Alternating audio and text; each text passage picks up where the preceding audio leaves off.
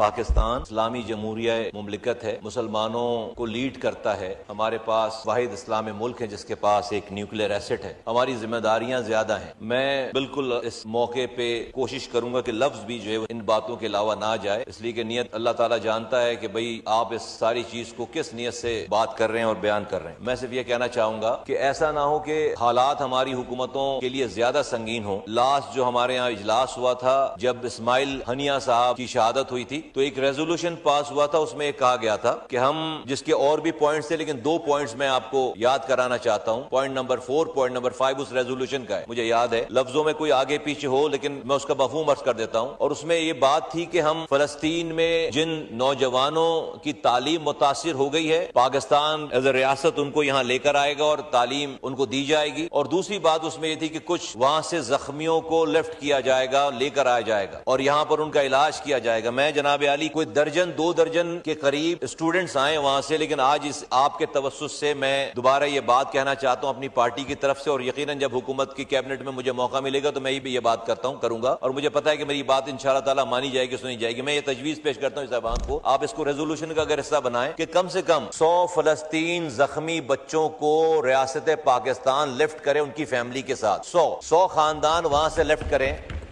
اور ان کو پاکستان لے کر آئیں۔ فورن آفس انوالو ہو، ان کے پاس پاسپورٹ نہیں ہے، ان کے پاس ویزے نہیں ہیں، ریاست انوالو ہو، 100 بچوں کو جو کہ زخمی ہیں اور ان کی فیملیز کے ساتھ یہاں پر لے کر آئیں، ان کو ان کا علاج کریں اور اس کے بعد ان کو بہت صحیح طریقے سے ان کو واپس کریں۔ میں صاحبزادہ صاحب کی خدمت میں یہ صرف ایک چھوٹی سی معلومات میں شیئر کرنا چاہتا ہوں۔ آپ جب یتیم بچوں کی بات کر رہے ہیں یہاں لانے کی، یہ شاید کوشش کہیں ہوئی ہے، فلسطین کے لوگ اپنے زخمی بچے کو بھی زمین دینے کے لیے تیار نہیں ہیں۔ وہ کہتے ہیں کہ اسی زمین کے لیے تو ہم یہ سارا کچھ جو سہ رہے ہیں تو ہمارا بچہ کہیں اور جا کے نہیں پلے گا۔ وہ کہیں یہیں اگر کچھ کسی کو مدد کرنی ہے تو اس زمین پر آ کر ہماری مدد کرو۔ وہ اپنے سسکتے ہوئے بچے کو بھی کسی اور کے حوالے زمین کو چھوڑ کر دینے کے تیار نہیں، کوئی نہیں آئے گا ہمارے پاس، کوئی یتیم بچوں کو کہتے ہیں ہم ہی پالیں گے، نہیں وہ نہیں جائیں گے وہاں سے کہیں۔ تو ہمیں چاہیے کہ میری ریکویسٹ ہے اس ایوان سے سر، اس لیے کہ قوموں میں یہ چیزیں یاد رہ جاتی ہیں، جب یہ سارا معاملہ ہو رہا ہے ہمارے مرنے کے بعد ہماری نسلیں جب ہوں گی تو کچھ تو ہم چھوڑ کر جائیں کہ بھئی ہم نے اس وقت یہ کیا تھا۔ چلیں اللہ کے پاس تو ہم نے جا کر اس کا حساب کتاب دینا ہی ہے اور اس نظام کا ساری چیزوں کا حساب ہونا ہے، سارے کیا ہمارے بس میں ہے، کیا ہمارے بس میں نہیں ہے، ہم کیا ہماری وقت ہے، ہم کیا کر سکتے ہیں، اور جو جس کے پاس کرنے کے اختیارات ہیں وہ کر رہا ہے نہیں کر رہا ہے، ایک ڈفرنٹ یہ ہے، یہ ہوگا سب کا حساب کتاب۔ لیکن سر اس بات پہ کہ